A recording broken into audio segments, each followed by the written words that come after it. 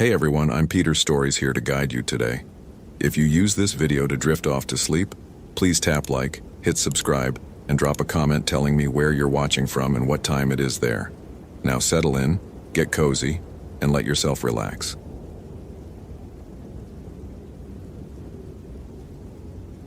My name is Nathan Garcia, and this was the 6th hour I'd been searching for Rachel Thompson in the twisted trails of Olympic National Forest, and my rational mind was about to be shattered forever. The November rain had turned the forest floor into a treacherous maze of mud and rotting leaves.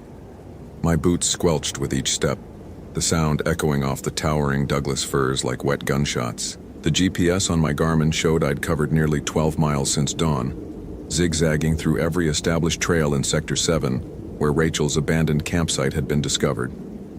Unit 23 to base, I radioed, pressing the talk button on my Motorola with a gloved hand that shook slightly from exhaustion. Still no sign of the missing hiker, requesting extended search parameters. Static crackled back. Copy, Unit 23. Weather Service reports storm intensifying. Consider return to base by 1800 hours. I checked my watch.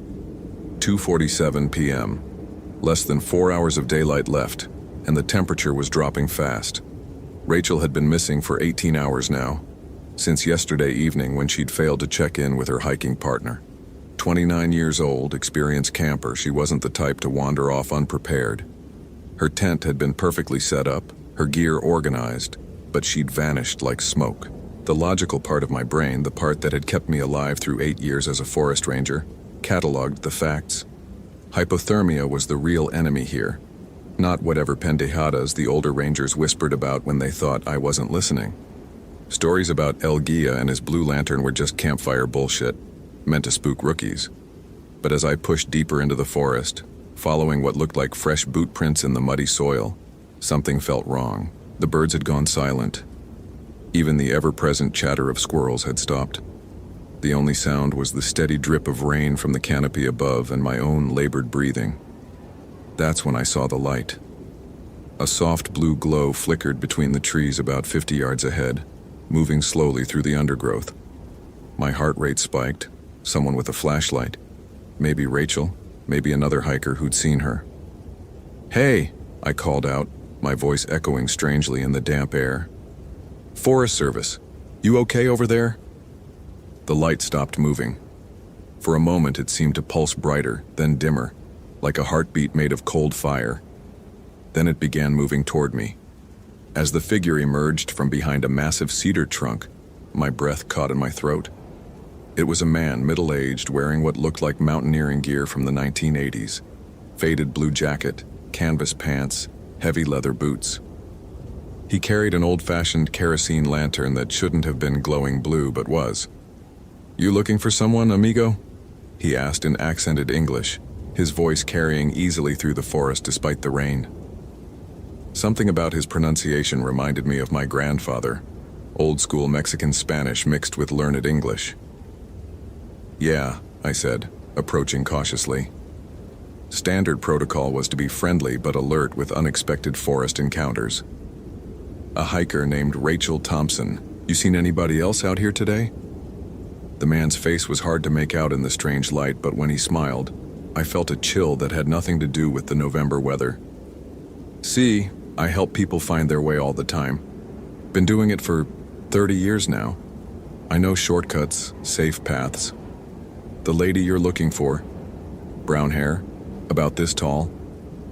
He gestured with his free hand. My pulse quickened. "That's her. Where did you see her?" "She was lost, confused. Storm came up fast yesterday night, got her all turned around, but don't worry, I'm taking care of her. Know these mountains better than anybody alive." Something in his phrasing made my skin crawl. The way he emphasized alive sent warning bells clanging in my head, but I pushed the feeling down. This was just a local guide. Maybe someone who'd been helping with the search without official authorization. "Where is she now?" I asked, unclipping my radio to call it in. "Radio won't work up here," the man said, and somehow I knew he was right before I even tried. The Motorola crackled with nothing but static. Magnetic anomalies in the rocks. Come on, I'll show you where she is. Just follow the light." He turned and began walking deeper into the forest, away from the established trails. Every instinct I had screamed at me not to follow, but this was the first lead I'd had all day. If Rachel was injured, hypothermic, every minute counted. The guide moved through the forest with unnatural ease, never stumbling on the treacherous terrain, never slipping on the wet rocks. His blue lantern cast everything in an eerie underwater glow that made the shadows dance and writhe like living things. I struggled to keep up, my legs burning from 6 hours of hiking, my pack feeling heavier with each step. "What's your name?" I called out, trying to catch my breath. "Miguel," he replied without turning around. "Miguel Santana. Been guiding people through these mountains since I was young. Family business, you know?" The name tickled something in my memory, something one of the veteran rangers had mentioned during orientation. But before I could place it, Miguel stopped at the edge of a steep ravine I didn't remember from any of the topographical maps. "She's down there," he said, pointing with the lantern toward the bottom of the gorge. "Fell during the storm. Hurt pretty bad, but I've been taking care of her." I moved to the edge and peered down. The ravine was maybe 30 feet deep, filled with jagged rocks and fallen trees. If Rachel had fallen down there, I shuddered at the thought of what condition she might be in. "How do we get down?" I asked. "Oh, there's a path. Very narrow, very old. Indigenous people used it for generations. But you have to trust me completely. One wrong step and..." He made a falling gesture with his hand. Something about the way he said it made my stomach clench. The rational part of my brain was screaming warnings, but the image of Rachel lying broken at the bottom of the ravine overrode everything else. "Lead the way," I said. Miguel's smile widened in the blue light, and for just a moment I could have sworn his teeth looked wrong. Too many, too sharp. But when I blinked, his face was normal again. The path was barely visible, more of a game trail than anything humans should use. Miguel moved down it like he was walking on level ground, while I had to grab onto roots and rocks to keep from sliding. The lantern light played tricks with my vision, making distances hard to judge. Several times I nearly lost my footing, saved only by catching hold of a branch or boulder at the last second. Halfway down, the smell hit me. It was the stench of death, not the clean scent of natural decomposition, but something fouler, something that had been dead for a long time but somehow hadn't fully rotted. My ranger training kicked in, and I knew immediately what I was smelling. Human remains. "Miguel," I called out, my voice tight with barely controlled panic. "What is that smell?" He didn't answer, just kept descending with that impossible grace. The blue light seemed to be getting brighter, and I noticed that the rain had stopped falling. Not just slowed, but stopped completely, as if we'd entered some kind of bubble where normal weather didn't apply. At the bottom of the ravine, Miguel finally stopped and turned to face me. In the full glow of his lantern, I could see him clearly for the first time, and what I saw made my blood turn to ice water. His skin had a waxy, translucent quality, like old candle wax. His eyes were completely black, not just the pupils but the entire orb, reflecting the blue light like obsidian mirrors. And when he opened his mouth to speak, his breath came out as visible vapor, as if the air around him was freezing. "Welcome to my collection, Ranger Garcia," he said, and his voice now carried an echo that seemed to come from everywhere at once. "You're just in time to join the others." That's when I saw them. Bodies. Dozens of them, arranged in neat rows along the ravine walls like some grotesque museum display. They were in various stages of decomposition, some recent enough that I could still make out their faces, others reduced to skeletons held together by rotted clothing. And there, at the far end of the macabre collection, was a fresh addition. Rachel Thompson sat propped against a boulder, her eyes wide open but completely white, no pupils visible. Her lips were blue-black and frost crystals covered her hair and clothing. She was still breathing, but each exhalation came out as a puff of vapor, and I could see ice forming in the corners of her mouth. "What the fuck?" I started, reaching for the service pistol on my belt. Miguel moved faster than anything human should be able to move. 1 second, he was standing 10 feet away. The next, His ice-cold hand was wrapped around my wrist with crushing force. Where he touched me, pain shot up my arm like I'd grabbed a live wire, but cold instead of hot. The kind of burning cold that comes from touching dry ice with bare skin.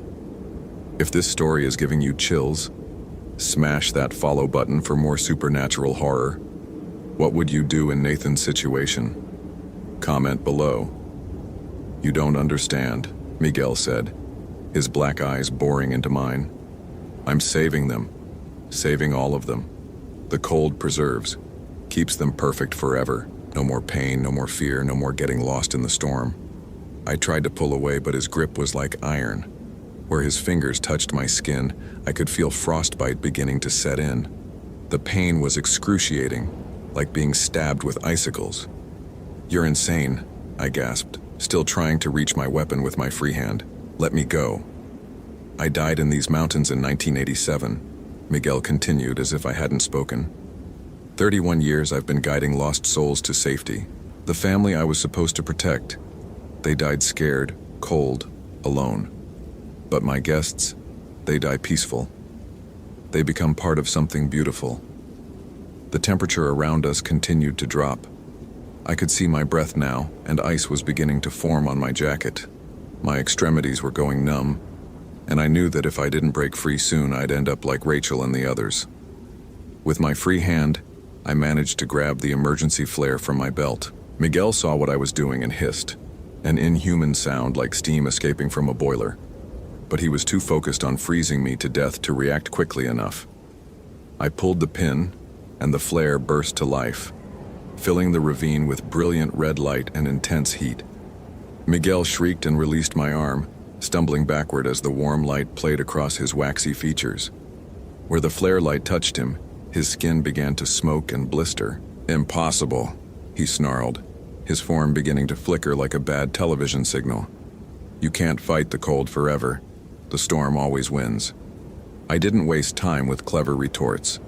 Still clutching the flare, I stumbled toward Rachel, hoping against hope that she was still alive, still savable. Up close, I could see that while her eyes were rolled back and her lips were blue, her chest was still rising and falling. Barely. Rachel, I said, grabbing her shoulders and shaking gently. Rachel, can you hear me? Her eyes rolled forward, and for a moment I thought she was going to respond.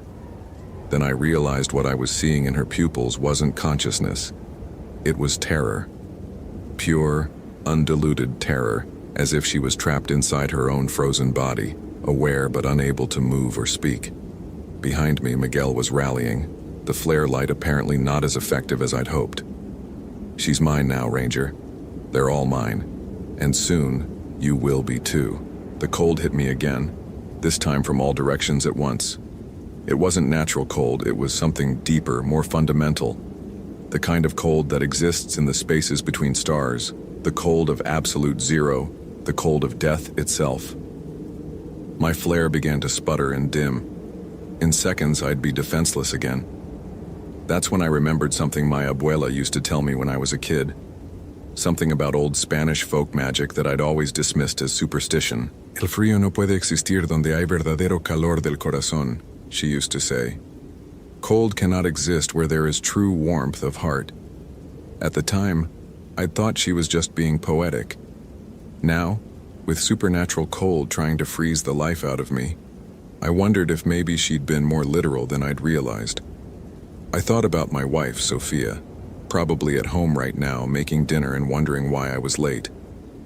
I thought about my daughter, Isabella, only 3 years old, who always ran to the door shouting, "Daddy," whenever I came home from work.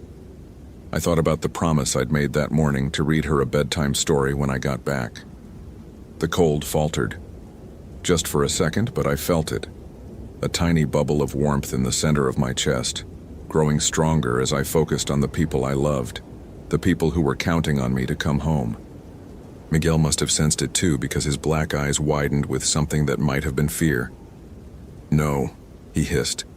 "You don't understand. The cold is mercy. The cold is peace. Let me help you."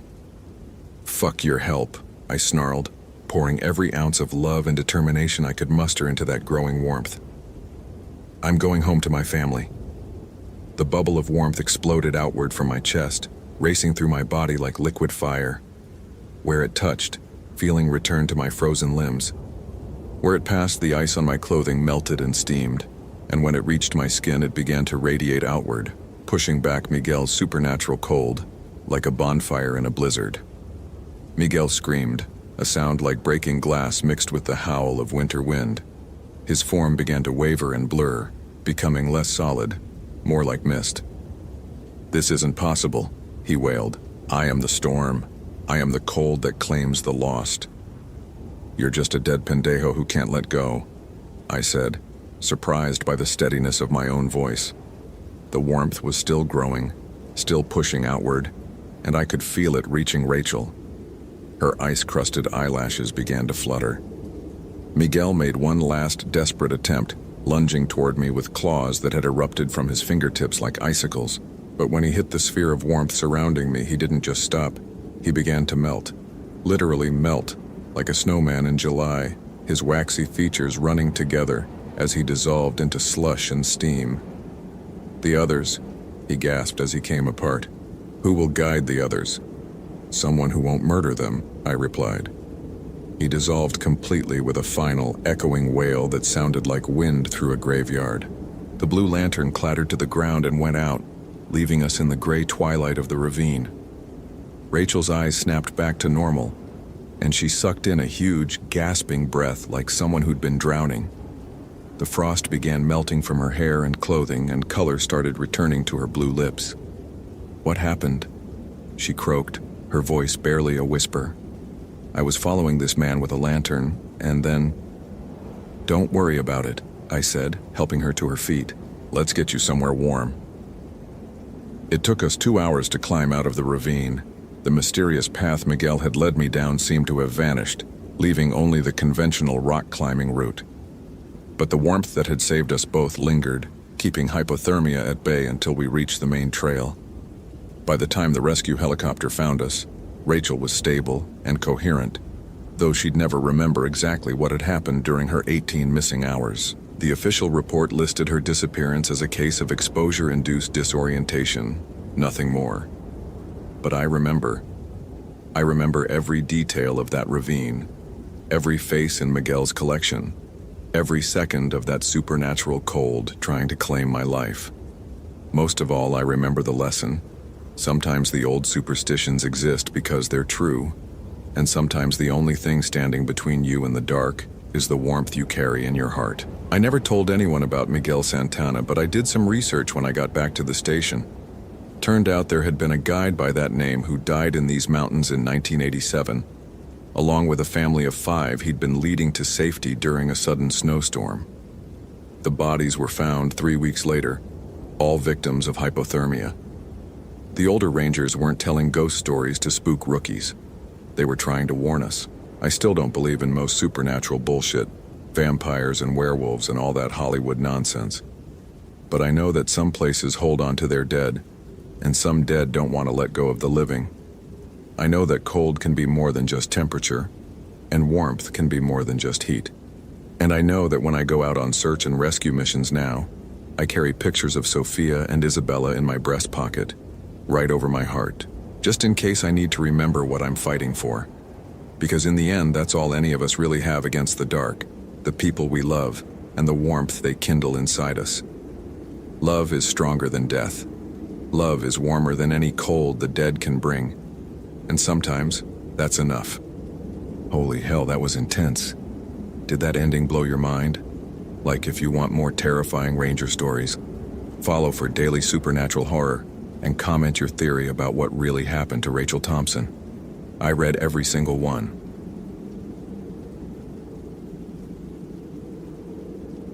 My name is Alex Carter, and I should have forgotten the case of Lauren Foster, but something brought me back to that cursed forest. 3 months.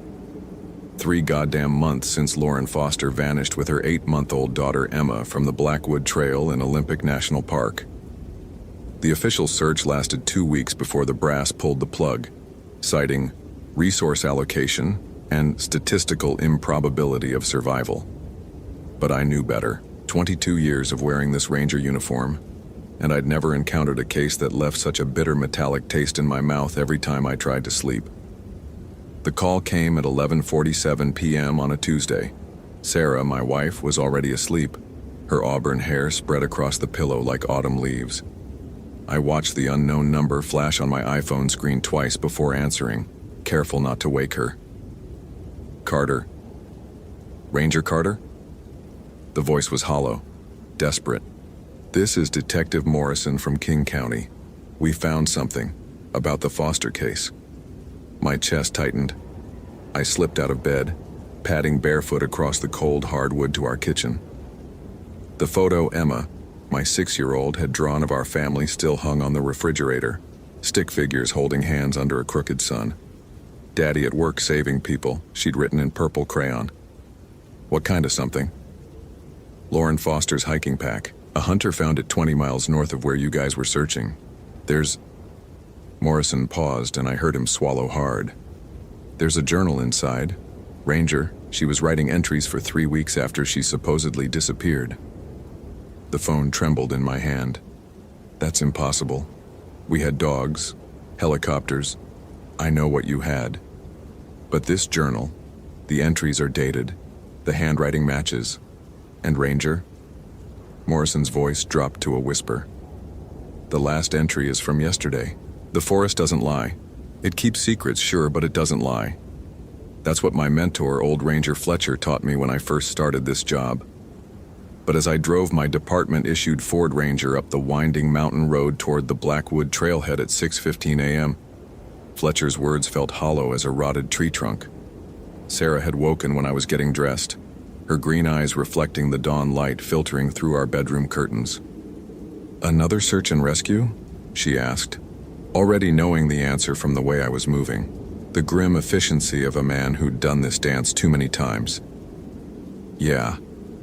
I sat on the edge of our bed, pulling on my Danner hiking boots. The leather was scarred from years of scrambling over deadfall and granite faces. Should be back for dinner. Michael's soccer game is at 7, right? She nodded, but something in her expression made me pause. Sarah had that intuition, that way of reading the forest in a man's face before he even knew he was lost. Alex. She reached for my hand. Be careful out there. Always am. No. Her grip tightened. I mean it. Something's different about this one. You've been distant since the Foster case, like part of you never came back from those woods. I kissed her forehead, tasting the lavender shampoo she'd used the night before. I love you. Tell Michael and Emma Daddy's thinking about them. Come home to us. The Blackwood Trail parking lot was empty except for Detective Morrison's unmarked Crown Vic and my truck. Morrison was a thin man with prematurely gray hair and the hollow-eyed look of someone who'd seen too much of what humans do to each other. He handed me Lauren's pack without a word. The North Face backpack was pristine. No fading from UV exposure, no wear patterns from branches or rocks. It looked like it had been sitting in a climate-controlled evidence room rather than exposed to 3 months of Pacific Northwest weather. Where exactly did the hunter find this? I asked, unzipping the main compartment. GPS coordinates 47.821 to Gren, 123.6044 to W, about 300 yards off the abandoned fire road that connects to Miller Creek. My hand stopped moving. That's impossible. Why? We searched that area 6 times. I personally walked every square foot of that grid pattern. I pulled out Lauren's journal, a leather-bound notebook she'd apparently been using to document her hiking experiences. This pack wasn't there 3 months ago. It wasn't there 3 weeks ago when I ran the trail one more time on my day off. Morrison's expression darkened. Open it. The first entries were normal.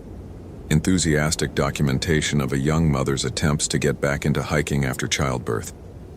Day 1. Emma loved the fresh air. She barely fussed during the 3-mile loop. Might try the Blackwood Trail tomorrow if the weather holds. Normal handwriting, normal observations about trail conditions and wildlife sightings. Then the entries from after her disappearance began. Day 4. The woman helped me find shelter. She understands what it's like to lose a child. She keeps asking about Emma, wants to know how much I love her. Strange questions, but she saved us. The cave is warm. My blood turned to ice water. Day 8. The woman looks like my mother sometimes. Same eyes, same way of humming while she braids my hair. She says Emma and I are safe here. She says people are looking for us, but they don't understand. They want to take Emma away.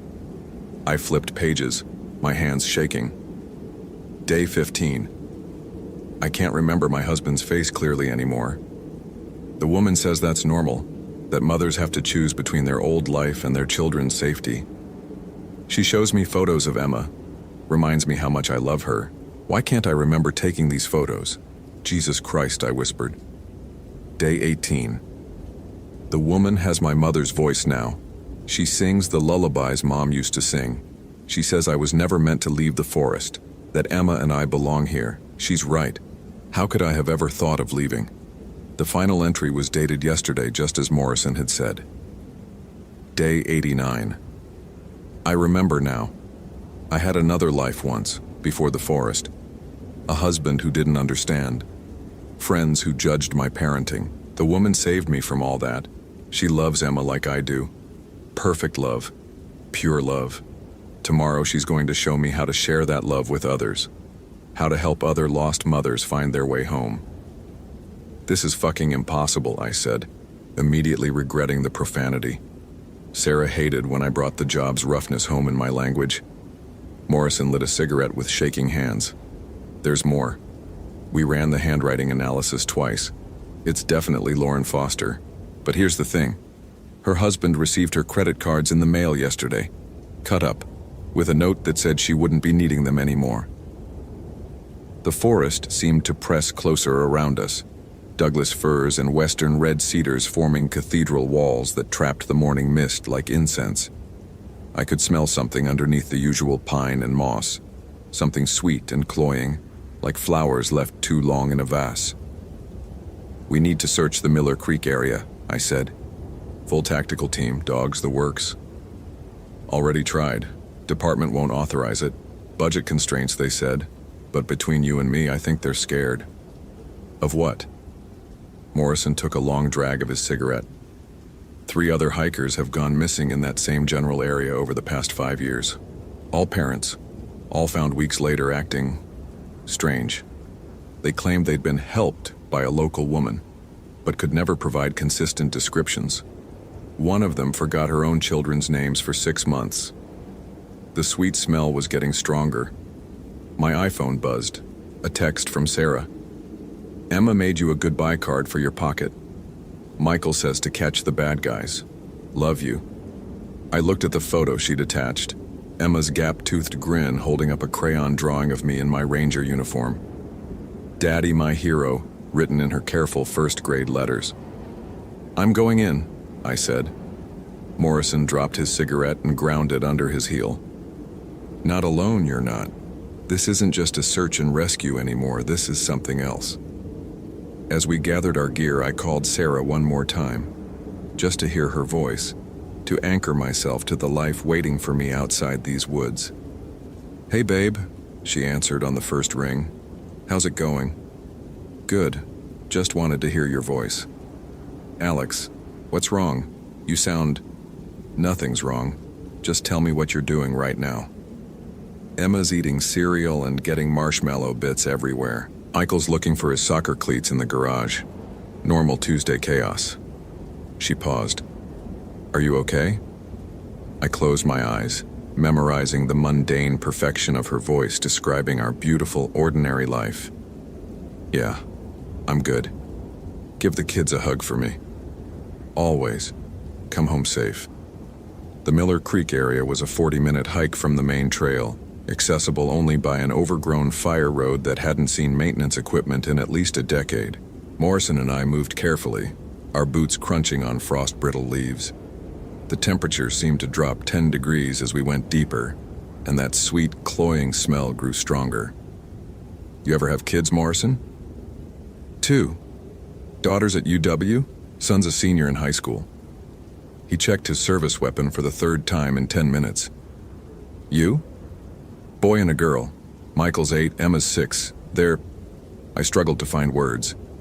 They're everything, you know? Morrison nodded. Yeah, I know. We found the cave at 4780-119 Degan, 123-6041 W, hidden behind a curtain of blackberry vines and Oregon grape. The sweet smell was overwhelming now, like overripe fruit mixed with something else, something organic and wrong. Lauren Foster? I called into the darkness. This is Ranger Carter. If you can hear me, we're here to help. Silence. Morrison pulled out his flashlight. Police, we're coming in. The cave was larger than it appeared from the outside, with passages that seemed to twist deeper into the mountain than geology should have allowed. Our lights caught glimpses of disturbing details. Children's toys scattered on the stone floor. Dozens of family photographs pinned to the walls, and everywhere the scent of decay masked by artificial sweetness. Jesus, Morrison whispered. Look at this. The photographs were from different eras, different families, but they all shared the same theme: parents with children, laughing, hugging, loving. But something was wrong with them. The longer I stared, the more I realized the faces of the parents in the older photos were empty, not smiling, just hollow expressions wearing the motions of joy. Lauren, I called again. We know you're in here. We found your journal. A sound echoed from deeper in the cave. Singing, a lullaby I recognized from my own childhood, sung in a voice that was almost but not quite human. Hush, little baby, don't you cry. That's not Lauren, Morrison whispered. Mama's gonna sing you a lullaby. We moved deeper, our lights revealing more disturbing details. Crude drawings on the cave walls showed stick figures of families, but the parent figures were always larger than they should be, looming over tiny children like giants. And scattered throughout the cave were items of clothing, small sizes, children's sizes, going back decades based on the styles. The singing stopped. Who's there? The voice that called out was unmistakably Lauren's, but there was something wrong with the cadence, the inflection, like someone doing an imperfect imitation. We rounded a corner and found her. Lauren Foster sat cross-legged on a bed of pine needles and moss, cradling what appeared to be her baby daughter Emma. She looked exactly as she had in the missing person photos.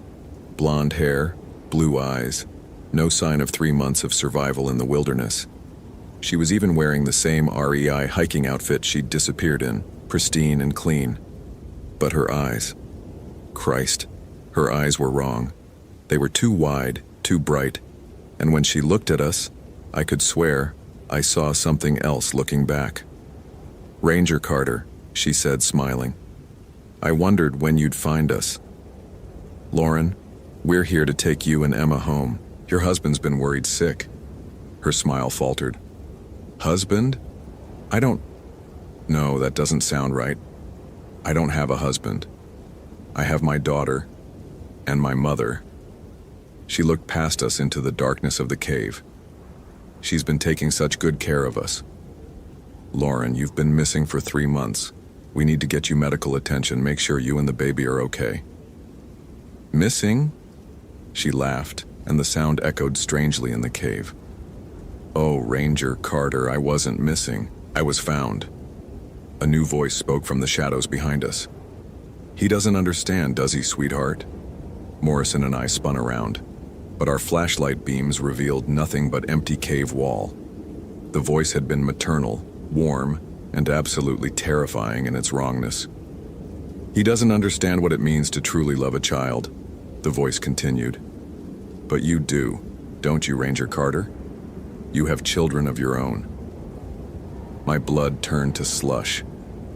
Who are you? I'm a mother just like Lauren, just like any woman who's ever felt that perfect, pure love for her child.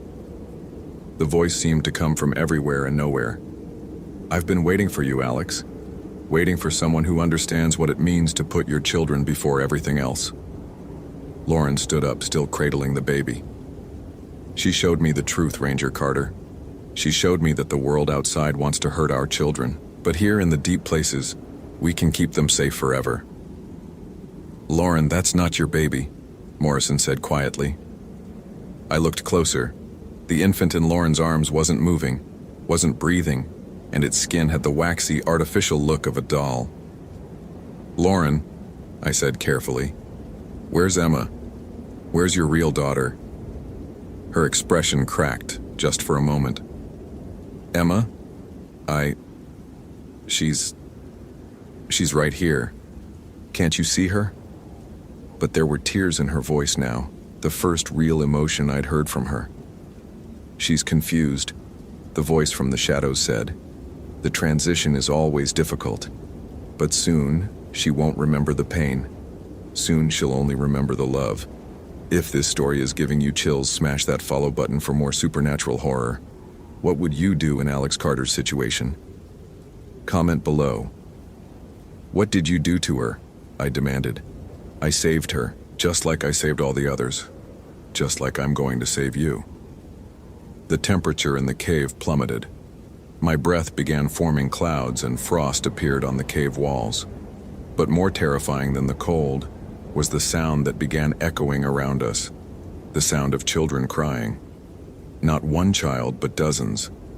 The accumulated sobs of every lost soul that had been brought to this place. The children are hungry, the voice said.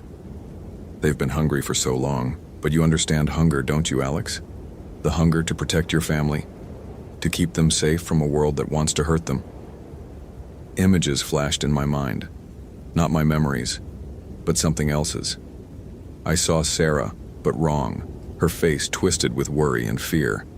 I saw Michael and Emma, but they were crying, terrified, calling for a daddy who never came home. Your wife doesn't understand you, the voice whispered. She thinks your job is just a job. She doesn't see how much you sacrifice, how much you suffer to keep them safe, but I see it. I understand. Stop, I said, but my voice came out weak. Your children will grow up. They'll leave you. They'll forget how much you love them. But here, in the deep places, love is forever. Children stay children. Parents stay parents. The bond never breaks. Morrison grabbed my arm. Carter, we need to go. Now. But I was transfixed by the images filling my mind. Emma, grown up and distant, embarrassed by her old man. Michael, rebelling against everything I'd taught him. Sarah, tired of waiting for a husband who was always chasing ghosts in the forest. I can make it stop, the voice promised. I can give you what every parent wants. Children who never leave, who never stop needing you, who never stop loving you with that perfect, innocent love. Alex, Morrison shook me hard. Fight it. The spell broke. I looked at Lauren, really looked at her and saw the truth. Her eyes weren't bright with joy, they were empty. Whatever had once made her human was gone, replaced by something hollow and hungry. Run, I whispered. We bolted for the cave entrance, Morrison practically dragging me as my legs threatened to give out. Behind us, Lauren's voice rose in that awful singing again, joined by other voices. Children's voices, but wrong, distorted, like recordings played at the wrong speed. Hush, little baby, don't you cry. We burst out of the cave into daylight that seemed impossibly bright. I gasped for air, my hands shaking so badly I couldn't work my radio. Unit 47, this is Detective Morrison. We need immediate backup at Miller Creek. Coordinates 47A Do 9 degree N, 123 6041 W. We have a situation. But even as he called for help, I knew it wouldn't matter. The thing in that cave, whatever it was, had been here long before modern radios and GPS coordinates. It had been here when this forest was young, and it would be here long after Morrison and I were gone. My phone buzzed. Another text from Sarah. Kids are asking when you'll be home. Emma wants to show you her new dance. Michael scored a goal at practice. I stared at the message, at the photo she'd attached of our children grinning at the camera, and felt something break inside my chest. They were real. They were mine. They were waiting for me. We have to go back, Morrison said. We can't leave Foster in there. She's already gone, I replied. Whatever's in that cave, it's not Lauren Foster anymore. We made it back to the parking lot as the sun was setting. A full tactical team was en route, but I already knew they wouldn't find anything. The cave would be empty, or maybe it wouldn't be a cave at all. Just a dead end in the rock face with no sign anyone had ever been there. I called Sarah from my truck. "Hey," she answered. "How did it go?" I closed my eyes, listening to the sound of normal life in the background. Dishes clattering, the TV, Emma singing off key while she played. "I'm coming home," I said. "Right now. Don't wait dinner for me. Just make sure the kids know I love them." "Alex, you're scaring me. What happened out there?" "Nothing happened. Everything's fine. I need to see you guys. All of you. Tonight." The drive home took 47 minutes. 47 minutes of fighting off images that weren't my own. Voices that whispered about the futility of human love. The inevitable pain of watching children grow up and grow away. But I fought. Because Sarah was waiting. Because Michael had a soccer game tomorrow and Emma wanted to show me her new dance. Because real love, imperfect, temporary, breakable human love, was worth more than the false paradise offered by the thing in the cave. I pulled into my driveway at 8:23 p.m.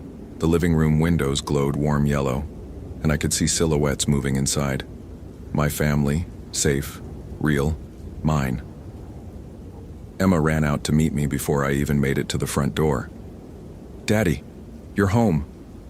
I swept her up in my arms, inhaling the smell of strawberry shampoo and childhood, and felt the last of that cave's influence break away like morning frost in sunlight.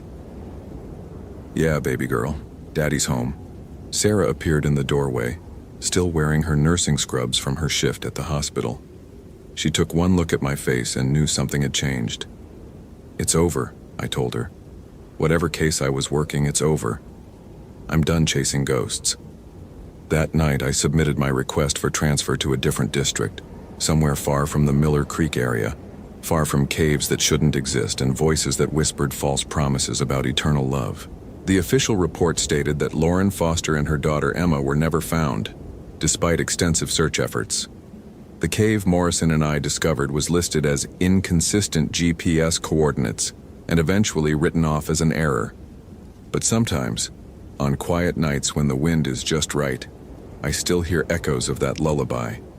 And sometimes I wonder about the other parents who ventured into those woods, drawn by the promise of perfect, unbreakable love. I wonder if they found what they were looking for. I wonder if they ever wanted to leave.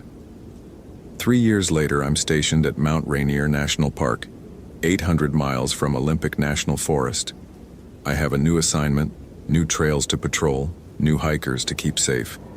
My family is happy here. Michael made varsity soccer as a freshman.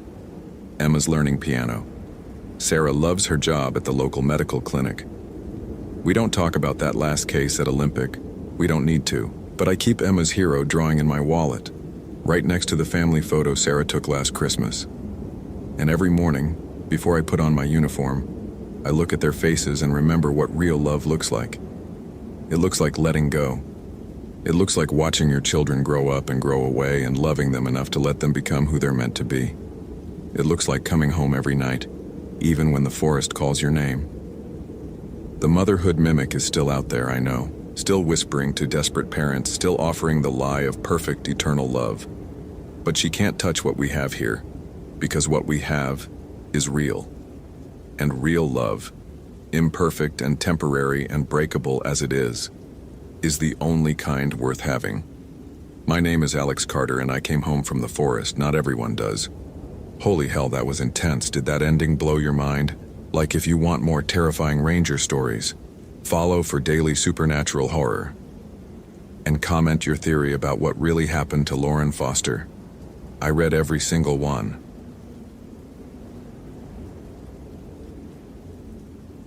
My name is Luke Harrison, and at 6:47 a.m. my radio crackled with the call that would change my life.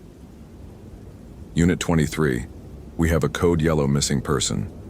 19-year-old female Chloe Thompson, last seen yesterday at 1800 hours on Cedar Black Trail. Family just reported it. You're primary on this one. I was halfway through my morning coffee when dispatch Sarah's voice cut through the static. The metallic taste of fear immediately replaced the bitter brew on my tongue. Cedar Black Trail. Even the name made my skin crawl, and after 12 years as a ranger in Blackwood National Forest, I'd learned to trust those gut feelings that others called paranoia. "Copy that, dispatch. What's her LKP?" I asked, already grabbing my pack and checking my GPS unit. The Garmin's screen glowed with familiar coordinates: 47.6234 Dean, 120.9876 Gilayu. Right in the heart of what the old-timers whispered about. Last known position grid 247B, approximately 3 miles up Cedar Black from the main trailhead. She was solo camping, supposed to check in with family this morning. Never made contact. Solo camping, on Cedar Black, during the new moon. My intuition started screaming warning signals I couldn't explain to dispatch or anyone else without sounding like a lunatic. The hair on my forearms stood up like I'd rubbed a balloon on them. "Any other hikers see her yesterday?" Negative. Park was pretty empty due to weather warnings. Storm front moved through around 2,000 hours. I strapped on my duty belt, feeling the familiar weight of my radio, pepper spray, and first aid kit. My wedding ring caught the early sunlight streaming through the ranger station windows. I'd promised Maria I'd be home for dinner. Our daughter Sophie had a soccer game at 7 p.m. that I couldn't miss again. Unit 23 en route, ETA 15 minutes to trailhead. The drive to Cedar Black Trail felt longer than usual, my Ford F-150 bouncing over familiar potholes that seemed deeper today. Autumn fog clung to the Douglas firs like cemetery shrouds, and the usual morning bird chorus was conspicuously absent.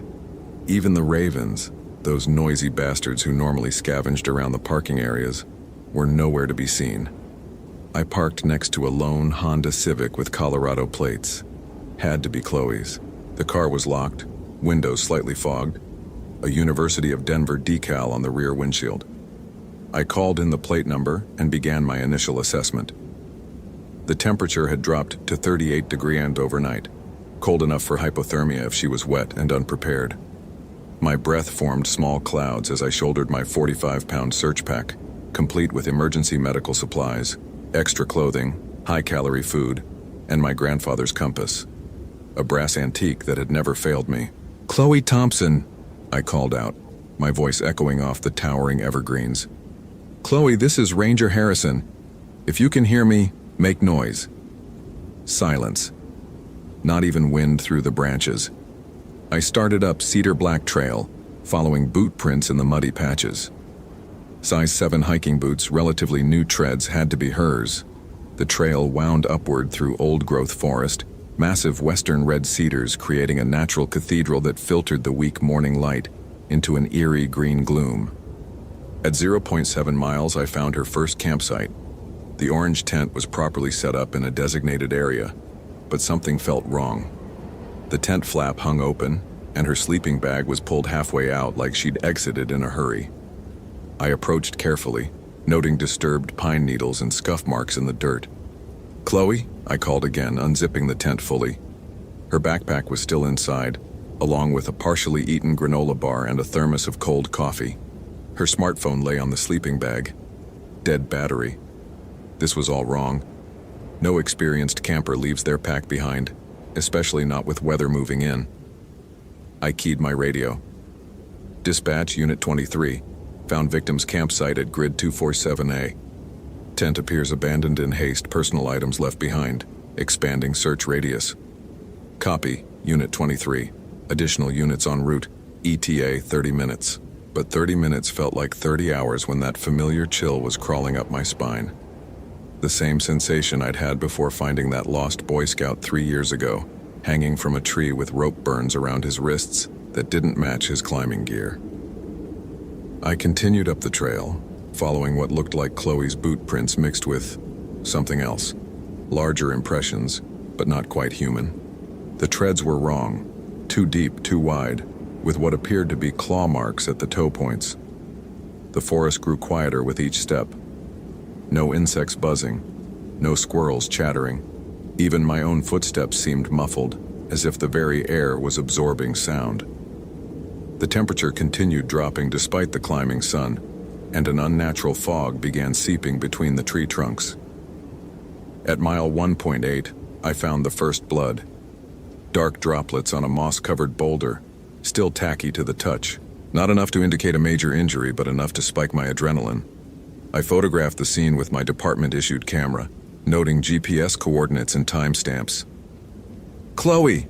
I shouted, louder now. "Chloe, if you're injured, stay where you are! Help is coming!" That's when I heard it. A faint voice, definitely female, calling from deeper in the woods.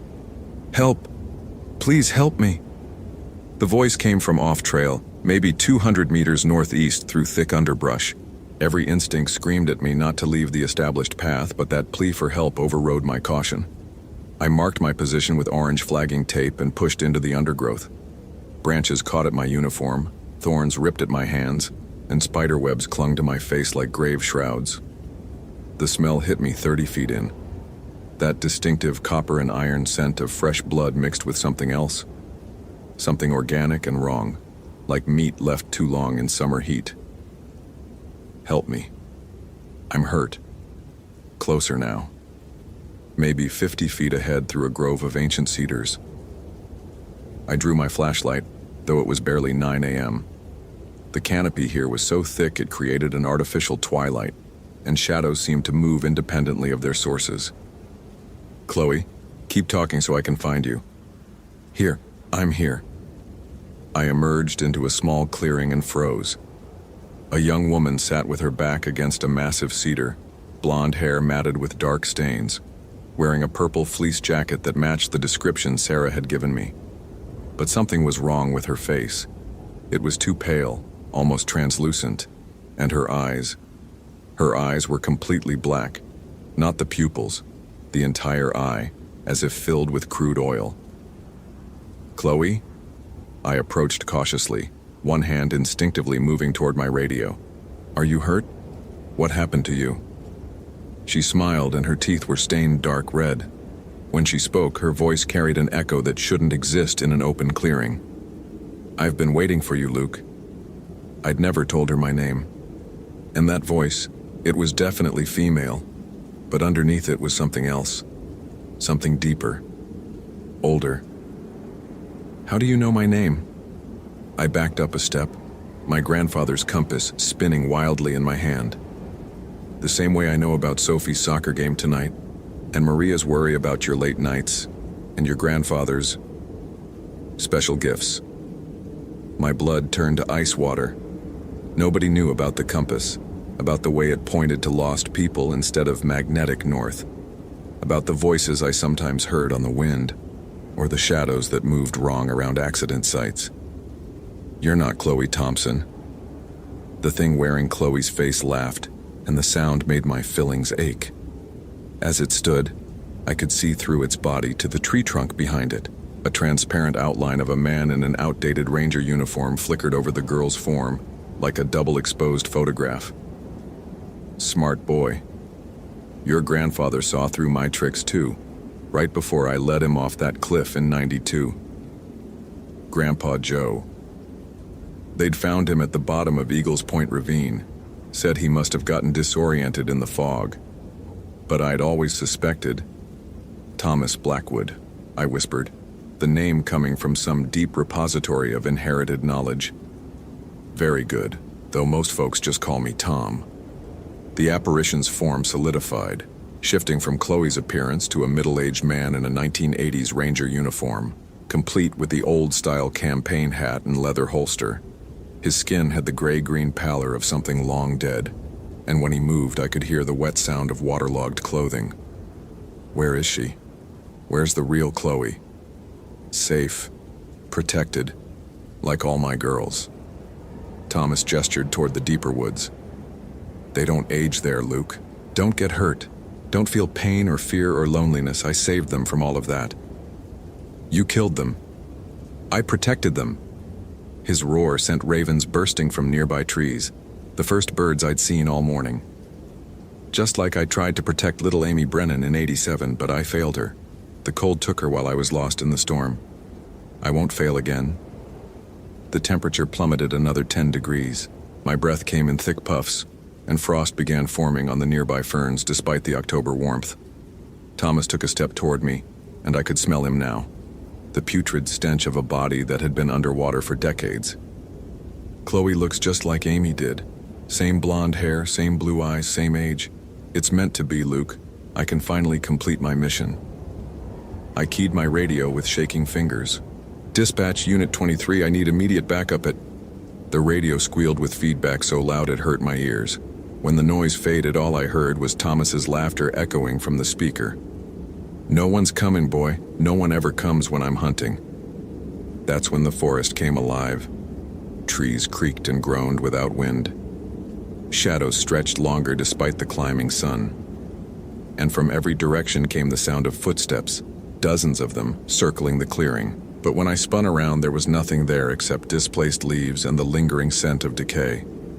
You feel them, don't you? Thomas grinned, revealing teeth stained black with forest mold. All my girls. They want to meet their new sister. Whispers started in the trees. Young female voices calling my name, pleading for help, crying for their mothers. The sound was like needles in my brain, and I pressed my palms against my ears to block them out. Let her go, I managed to say. Take me instead. Oh, Luke. You still don't understand. Thomas began walking around me in a slow circle, his footsteps leaving no impression in the soft earth. I don't want you. Never did. You men are too strong, too stubborn. You fight back. But young women, they're precious, delicate. They need protection. The whispers grew louder, more insistent. Through the trees, I began to see them.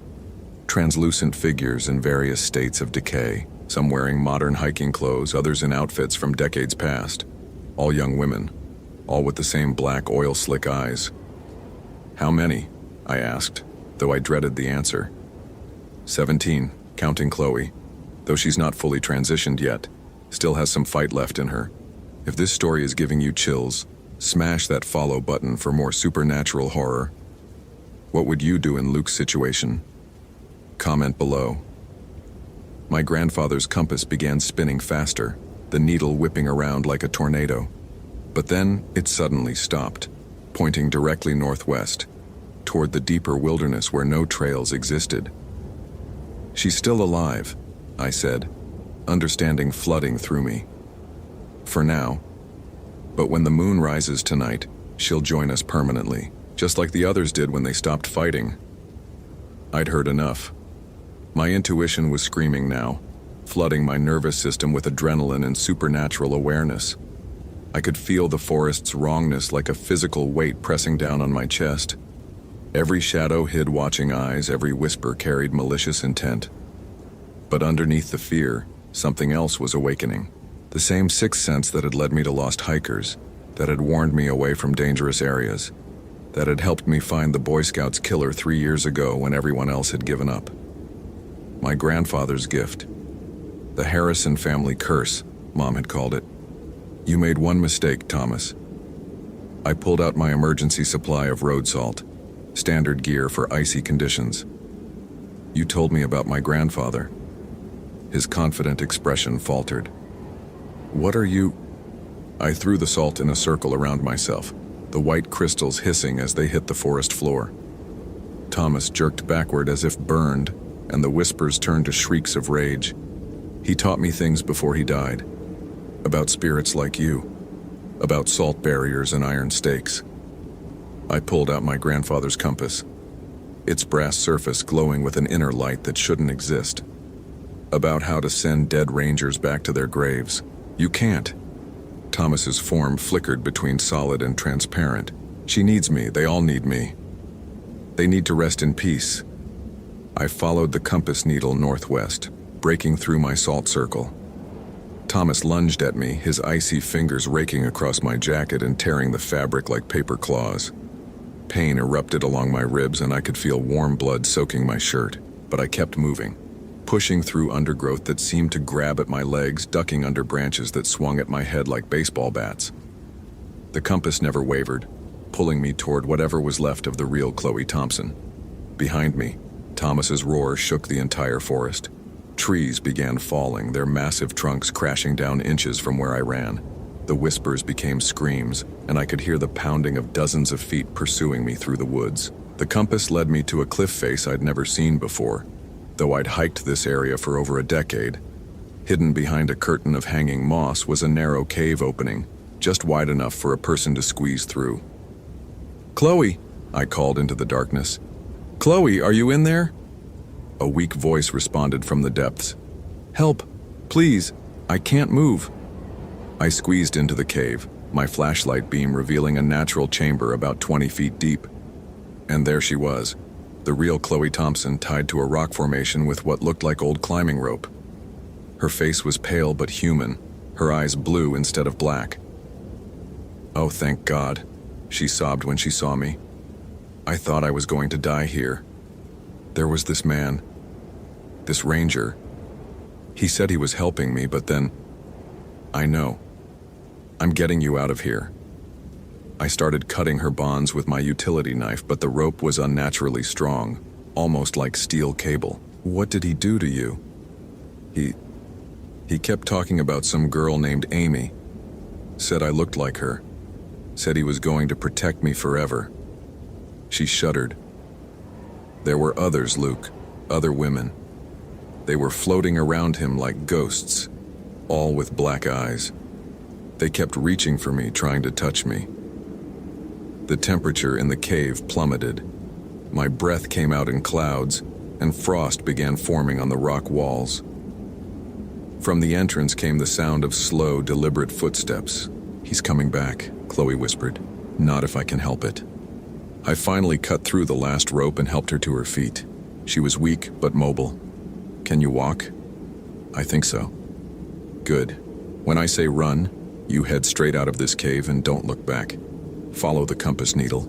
It'll lead you to safety." "What about you?"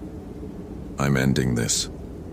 Thomas's silhouette filled the cave entrance, backlit by an unnatural green glow. His form was more solid now, more real, as if the cave somehow anchored him to our world. "You can't have her, Luke. She belongs to me now. They all do. The only thing you belong to is the grave." I pulled out my emergency road flare, the kind we used for night rescues. The bright red flame filled the cave with hellish light, and Thomas screamed as if the fire was burning him directly. "Iron oxide," I said, advancing on him with the flare. "Burns hot enough to melt metal. Wonder what it does to dead rangers." "Run," I shouted to Chloe.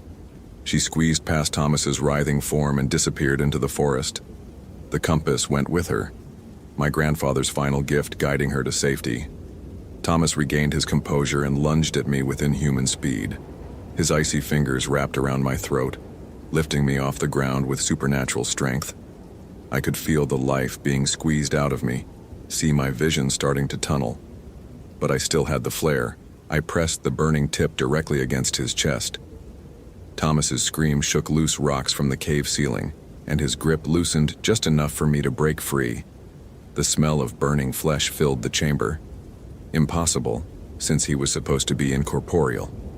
"You don't understand," Thomas gasped, his form becoming more transparent. "Without me, they'll never find peace. They'll wander forever, lost and afraid. Then help them find the light instead of trapping them in darkness." Something shifted in his expression. For just a moment, the malevolent spirit was replaced by the face of a man who had genuinely wanted to help people. A ranger who had died trying to save a lost child. "Amy," he whispered. "I never found Amy. Because you were looking in the wrong place." I lowered the flare slightly. "She's not in these woods, Thomas. She never was. She made it home safe.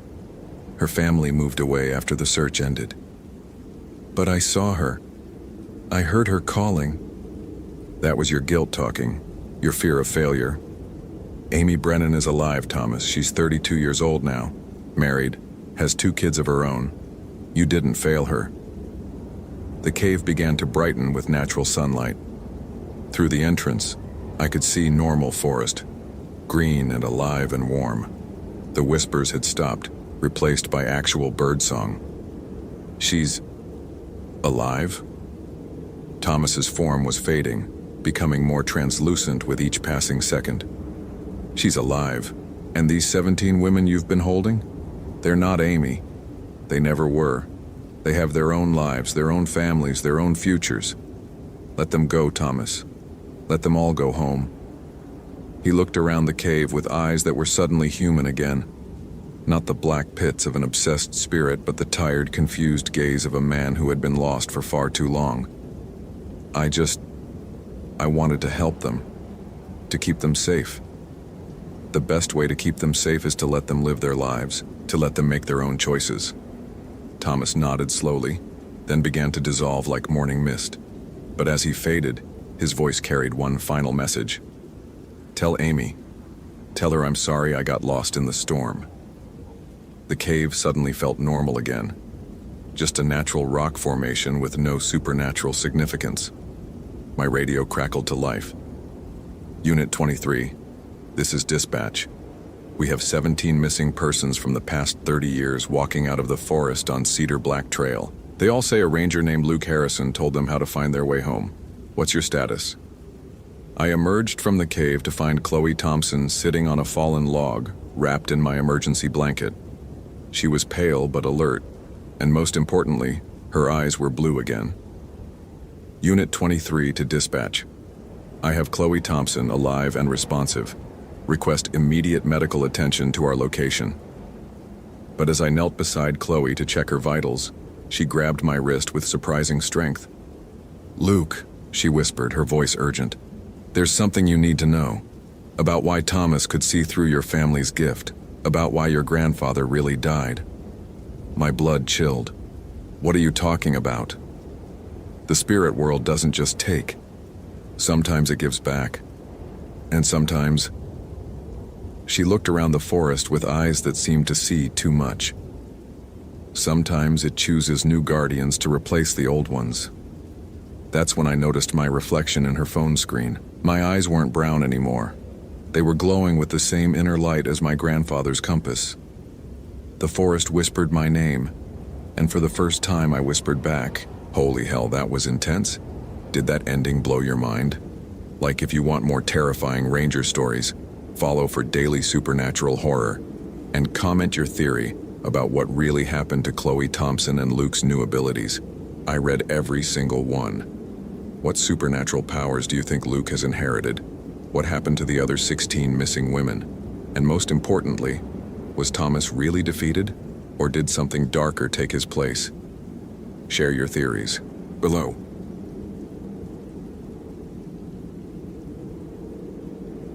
My name is Logan Pierce, and at 6:47 a.m. my radio crackled with the call that would change my life.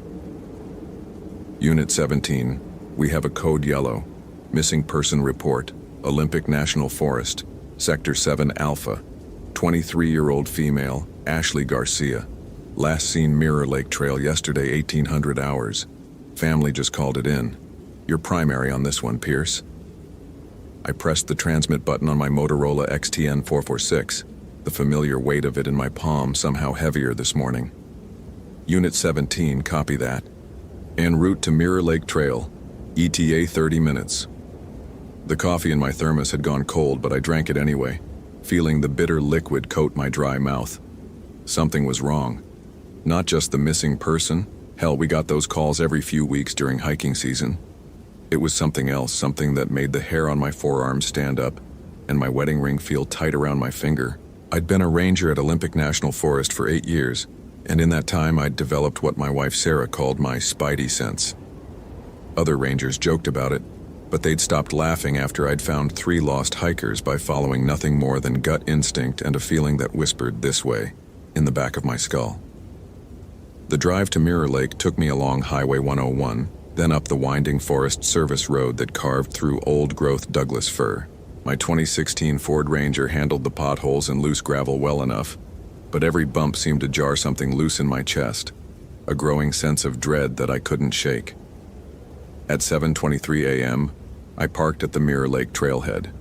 The temperature read 42 degrees on my dashboard, typical for October in the Pacific Northwest. I grabbed my pack, loaded with my Garmin GPS unit, first aid kit, emergency blanket, protein bars, and 2 liters of water, and headed for the information board. Ashley Garcia's details were sparse. 5'6", brown hair, brown eyes, last seen wearing a red North Face jacket and black hiking boots.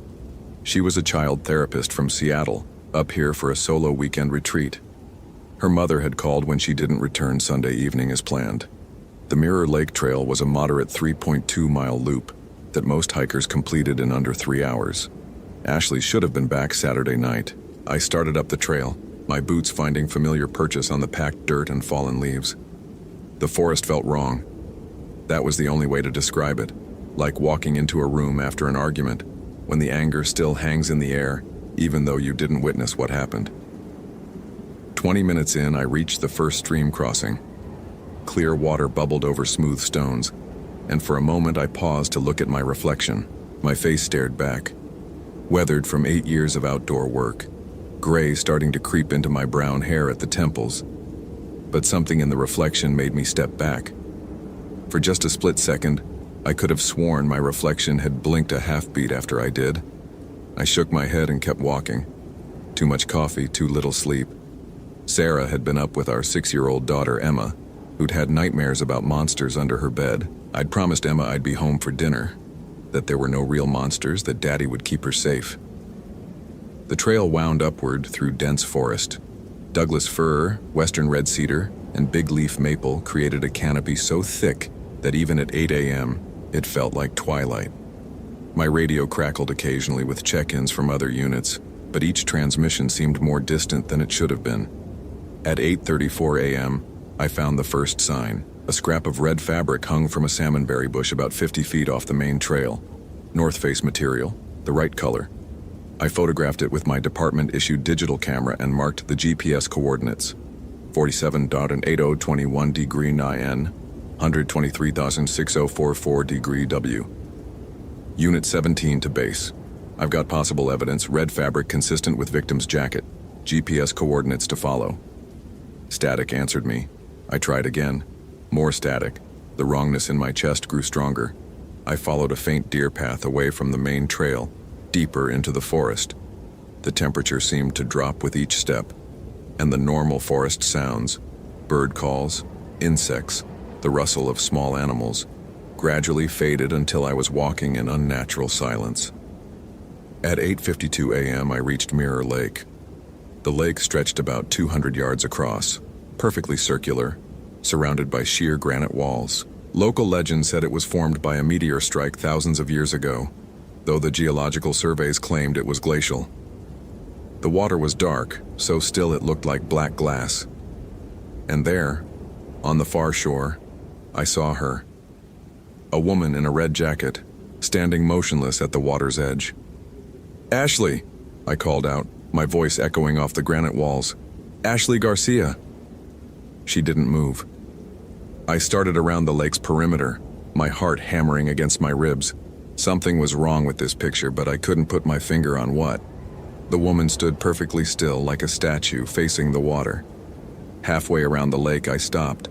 The woman in the red jacket was gone. I blinked hard, wondering if I'd imagined her.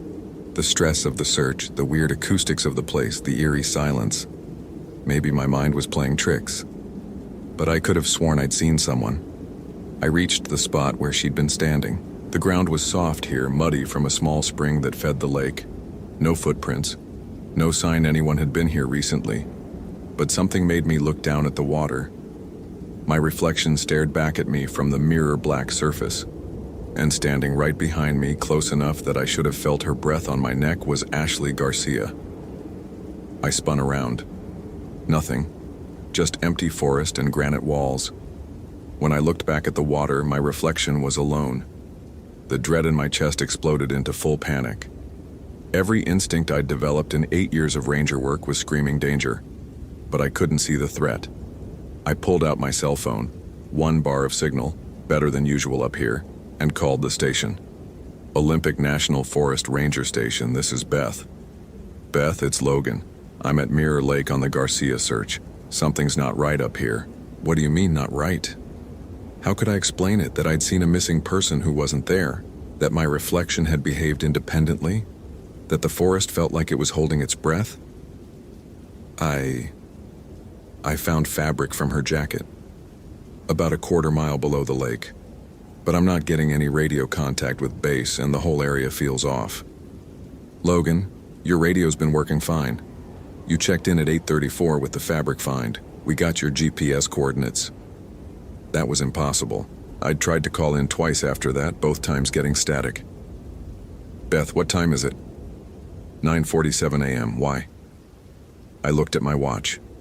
9:12 a.m. My phone showed 9:47 a.m. Never mind. I'm going to do a full perimeter search of the lake. If you don't hear from me in 2 hours, send backup. Copy that. And Logan, be careful up there. The Garcia family is really shaken up. The girl's mom keeps talking about Ashley seeing things, hearing voices in mirrors. Sounds like she'd been under a lot of stress lately. The line went dead. Seeing things, hearing voices in mirrors. I walked slowly around Mirror Lake's shore, looking for any sign of Ashley's passage. The granite walls rose 30 feet on all sides, making it impossible to climb out. There was only one way in or out, the trail I'd taken. But halfway around the lake, I found something that made my blood run cold. Footprints. Small hiking boots, size 7 or 8, leading from the trail directly to the water's edge. And then, nothing. No prints leading away. Just a clear trail that ended at the lake.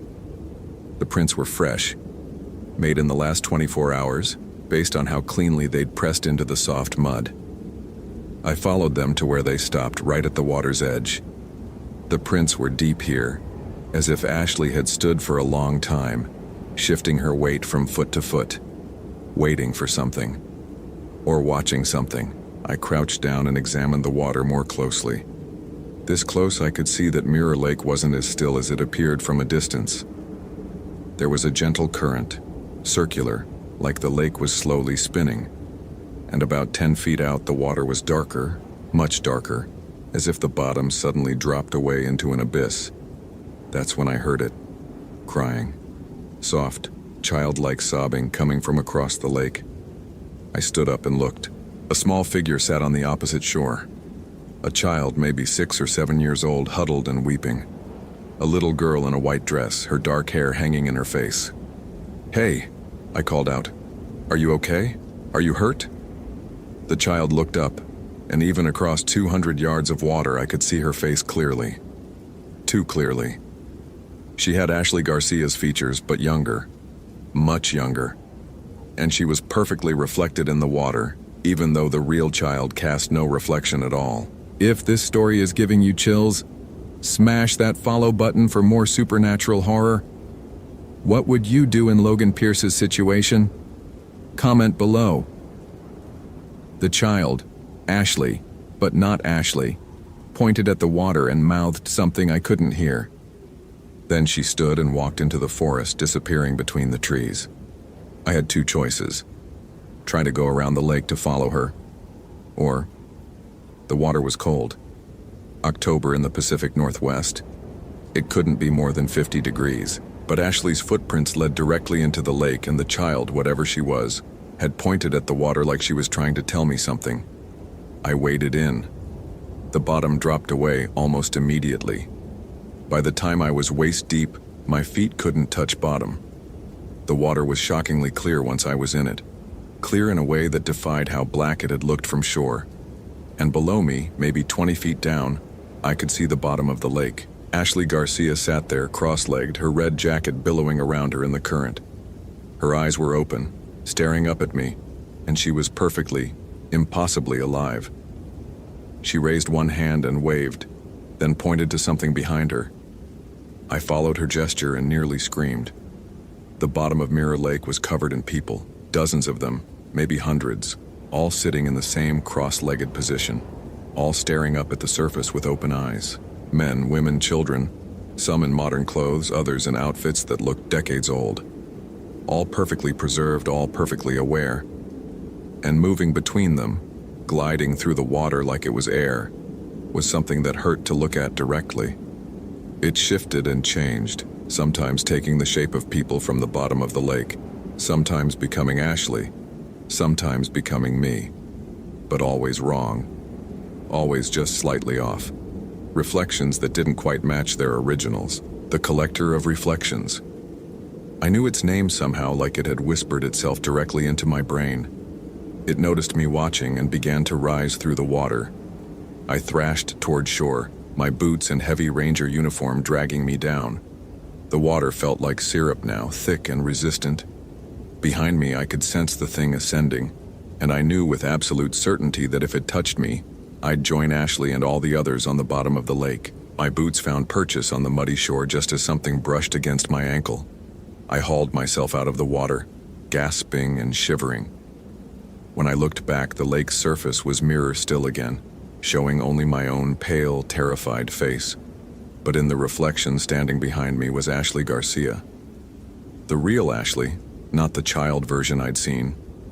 She looked desperate, frightened, and she was mouthing words over and over. I watched her lips carefully. Mirror dimension, doctor. 1987, only way out. Mirror dimension, doctor. 1987. I pulled out my phone and called the station again. Beth, I need you to pull any incident reports from 1987. Look for anything involving Mirror Lake, maybe a missing person, maybe something about a doctor or scientist. Logan, you sound terrible. Are you okay up there? Just pull the files, Beth, please. While I waited, I tried to piece together what was happening. Ashley was trapped in some kind of mirror dimension, along with dozens of others. The thing in the water, the Collector, was stealing people's reflections, their identities, keeping the originals prisoner while sending copies back to the surface world. But why Ashley? Why now? My phone rang. Beth. Logan, I found something. October 1987, Dr. Marcus Thorne, experimental psychologist. He was conducting some kind of research at Mirror Lake, unauthorized experiments with something called reflective identity therapy. The report's mostly classified, but there are witness statements about strange lights, people claiming to see things in the water that weren't there. What happened to Dr. Thorne? He disappeared, body never found. The research site was sealed off for months, but eventually they reopened the trail. No one's ever reported anything unusual since then. Until now. Beth, I need you to contact Ashley Garcia's family. Ask them specifically about mirrors. Does she have any history of seeing things in mirrors, hearing voices, anything like that? Hold on. The silence stretched. I kept my eyes on the lake's surface, watching my reflection. It was behaving normally now, matching my movements exactly, but I didn't trust it. Logan? Ashley's mother says she's been having episodes for about 6 months, seeing faces in mirrors that weren't reflections of anyone in the room, hearing voices calling to her from bathroom mirrors, car windows, any reflective surface. They thought it was work stress. She's a child therapist, works with trauma cases. Child therapist. Pure emotional aura. That's why the Collector had chosen her. One more thing, Beth. Ashley's mom mentioned that Ashley came up here because she'd been having dreams about Mirror Lake. She'd never been here before, didn't even know it existed, but she kept dreaming about a perfectly round lake surrounded by granite walls. She said something was calling to her. The thing had been hunting her for months, drawing her here. I looked at my watch. 11:23 a.m. My phone said 12:47 p.m. Time was moving wrong around the lake, flowing at different speeds in different places. And if the Collector had been feeding on Ashley's reflection for 6 months, how much of her identity was left? I had to get her out. But how do you fight something that exists in mirrors?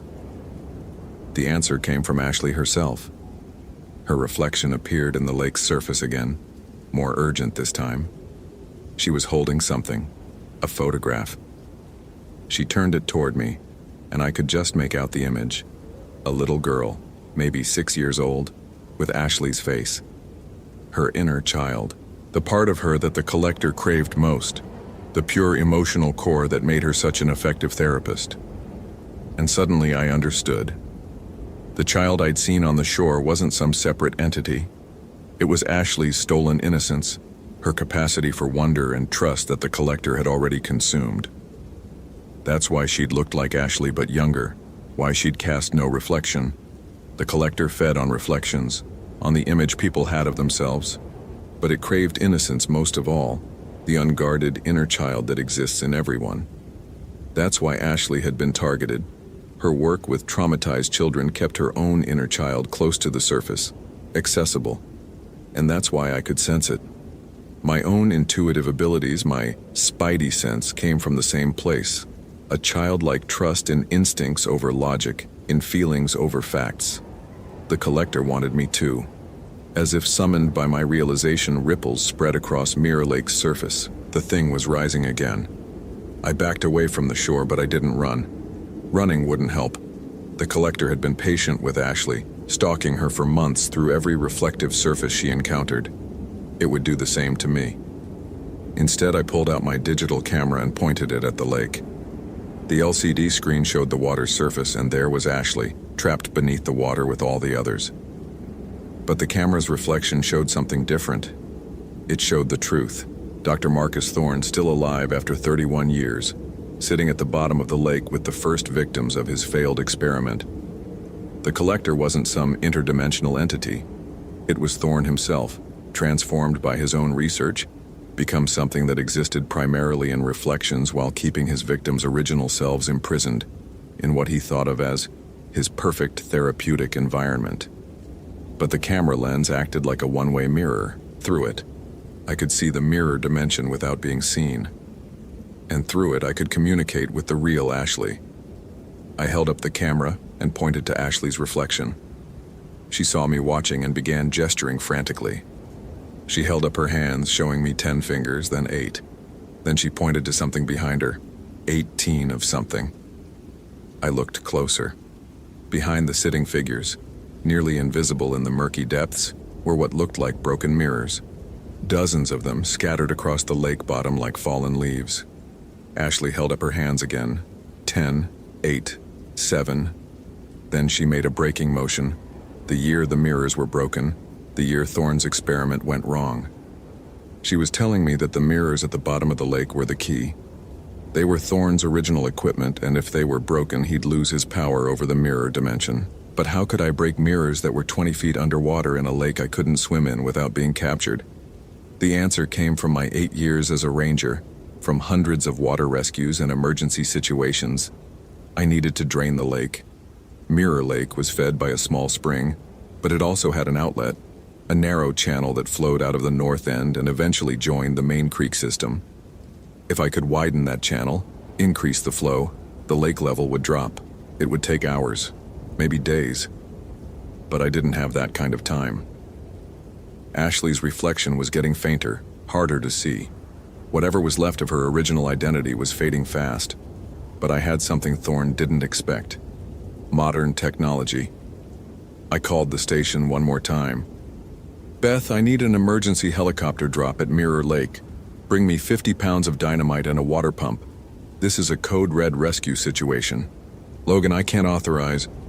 "Beth, there are dozens of people trapped here. This isn't just about Ashley Garcia anymore.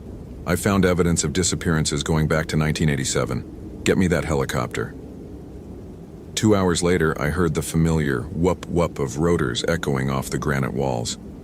The Forest Service helicopter couldn't land in the confined space around the lake, but they managed to drop my supplies on a long line. I'd spent the waiting time studying the outlet channel. It was narrow but deep, controlled by a natural dam of fallen logs and accumulated debris. With the right kind of explosion, I could blow out the dam and turn the gentle outlet into a rushing torrent. The dynamite was standard Forest Service issue, used for controlled avalanches and clearing fallen trees from roads. I'd used it dozens of times before, but never for anything like this. I waded into the outlet channel and began placing charges. The water was freezing and my hands were numb within minutes, but I forced myself to be methodical. If I got this wrong, I'd bring the whole granite wall down on top of the lake and trap Ashley forever. As I worked, I could feel Thorne's attention focusing on me. The water around my legs grew colder, and when I glanced back at the lake, I could see dark shapes moving just beneath the surface. He knew what I was doing. I placed the last charge and backed away to what I hoped was a safe distance. The plunger detonator felt impossibly heavy in my hands. "This is for all of them," I whispered, thinking of the dozens of people I'd seen sitting on the lake bottom. "This is for Ashley." I pushed the plunger. The explosion was deafening in the confined space, echoing off the granite walls like thunder. Water and debris shot into the air, and for a moment I thought I'd made a terrible mistake. Then I heard the rush of water. The outlet channel had become a waterfall. Mirror Lake began to drain, slowly at first, then faster as the water pressure increased. Within an hour, the lake level had dropped 5 feet. Within 2 hours, 10 feet. And as the water receded, things began to emerge. First, the tops of trees that had been submerged for decades. Then, scattered equipment, metal tables, chairs, what looked like experimental apparatus from the 1980s. And finally, as the water level dropped to less than 10 feet, the mirrors. Dozens of them, maybe hundreds, covering the lake bottom like silver scales. They were cracked and broken, many reduced to shards, but they still reflected the afternoon sky with unnatural clarity. And sitting among them, no longer submerged but somehow still breathing, still alive, were the victims. Ashley was there, still in her red North Face jacket, still cross-legged in the same position I'd seen her in underwater. Her eyes were closed now and she looked peaceful, like she was sleeping. But as I waded toward her through the shallow water, she opened her eyes and looked directly at me. "Logan?" Her voice was hoarse, confused. "How did I get here? What happened to the lake?" She was back. The real Ashley, not a reflection or a copy. All around us, other victims were stirring, sitting up, looking around in bewilderment. A woman in 1990s hiking gear. A man in a Forest Service uniform from the late 80s. A child who couldn't have been more than 8 years old. But not all of them were moving. Some had been here too long, their original selves too faded to return. They remained sitting, eyes closed, like empty shells waiting for inhabitants who would never come back. And in the center of the broken mirrors, sitting exactly where I'd first seen Ashley, was Dr. Marcus Thorne. He looked exactly as he must have in 1987, middle-aged, wearing a lab coat over casual clothes, his hair still dark and full. 31 years had passed, but for him, trapped in his mirror dimension, it might as well have been 31 minutes. His eyes opened, and when he looked at me, his face held no sanity at all. "You don't understand," he said, his voice carrying perfectly across the drained lake bed. "I was so close. The perfect therapeutic environment, free from the constraints of linear time and physical space. I could have helped them process their trauma for eternity, helped them become their ideal selves." "You were stealing their identities," I said, "keeping them prisoner. I was freeing them from the burden of singular existence. In the mirror dimension, they could be anyone, experience any life, explore every possibility of self." His voice rose to a shout. "You've doomed them to this single, limited reality." Around us, the victims were helping each other stand, supporting those too weak to walk. Ashley made her way toward me, stepping carefully among the broken mirrors. But as she approached, I noticed something wrong. Her reflection in the mirror shards didn't match her movements. It was delayed, just by a fraction of a second, like an echo. "Ashley, stop," I said. She paused, tilting her head with a puzzled expression. "What's wrong?" I looked closer at her face. Everything was right. The features, the expressions, even the way she held her head when confused. But something was missing. Some essential spark, some core of identity that made Ashley uniquely herself. And in the broken mirrors at her feet, I could see the truth. Her real reflection was still trapped in the shards, reaching toward the surface, trying to reunite with the body that had been returned to the world. Thorne hadn't released the real Ashley. He'd sent back a copy, a hollow version that could fool anyone except someone who looked very, very carefully, or someone whose intuitive abilities let them sense the difference between real and reflection. "You're not her," I said. The thing wearing Ashley's face smiled, and for just a moment I saw Thorne's expression cross her features. "Close enough," she said, "and much more compliant than the original. She'll go back to Seattle, back to her job, back to her family, and no one will ever know the difference." except her emotional responses will be muted, her capacity for empathy slightly reduced, her inner child permanently silenced. Like all the others who came back, I realized. All the people you released over the years. They were never the same. Improved, Thorne corrected. Freed from the messy complications of uncontrolled emotion. Perfect citizens. Behind him, the real Ashley, or at least her reflection, pounded silently on the inside of a mirror shard, her mouth open in a scream I couldn't hear. I had a choice to make. I could accept the copy, take her back to the world, and no one would ever know the difference. Her family would have their daughter back even if she was slightly diminished. The case would be closed successfully. Or I could try to save the real Ashley, knowing that destroying the copy might also destroy any chance of getting the original back. My phone buzzed. A text from my wife, Sarah. "Emma's soccer game is at 6. You promised you'd be there. Please don't break her heart." I looked at the copy of Ashley, then at the mirror shard containing her reflection. Then I made my choice. I raised my boot and brought it down hard on the largest piece of mirror. The copy of Ashley screamed, not with Ashley's voice, but with something that sounded like breaking glass.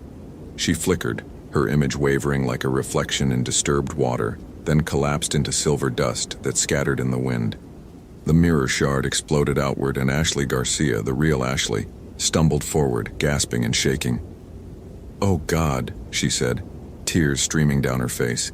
"I could see everything, but I couldn't speak, couldn't move, couldn't warn anyone. How long was I in there?" 2 days, I told her. "You've been missing for 2 days."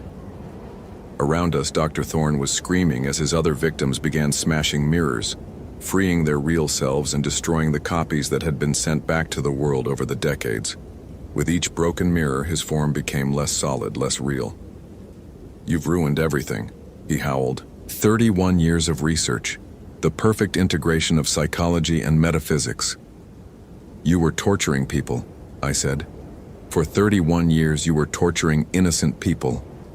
He lunged toward me, but his hand passed through my chest like mist. The mirror dimension was collapsing, and he was losing his hold on this reality. "This isn't over," he said, his voice fading. "There are other lakes, other reflective surfaces. The work continues." Then he was gone, dispersed like smoke in the wind. I helped Ashley and the other survivors out of the drained lake bed. Most were confused, disoriented, having lived simultaneously in 2 realities for months or years. But they were alive, and they were real. The helicopter was already on its way back with medical personnel. Within hours, Mirror Lake would be crawling with federal investigators, psychologists, and reporters. The story would make national news. Dozens rescued from 31-year-old scientific experiment gone wrong. But I wouldn't be there for the media circus. I had a promise to keep. At 5:47 p.m., I walked into the elementary school gymnasium just as Emma's soccer team took the field. Sarah looked up from the bleachers, her face showing relief and love in equal measure. "You made it," she said, hugging me tight. "I promised," I said, settling down beside her to watch our daughter chase a soccer ball around the field with the pure joy that only children possess. The kind of joy that Dr. Thorne had spent 31 years trying to capture and preserve, never understanding that innocence can't be trapped, it can only be protected. As Emma scored her first goal of the season and ran toward the bleachers with a gap-toothed grin, I caught my reflection in the gymnasium's polished floor. It matched my movements exactly, but I made a mental note to avoid mirrors for a while just to be safe. Some things are better left unreflected. Holy hell, that was intense. Did that ending blow your mind? Like if you want more terrifying Ranger stories, follow for daily supernatural horror. And comment your theory about what really happened to Ashley Garcia. I read every single one.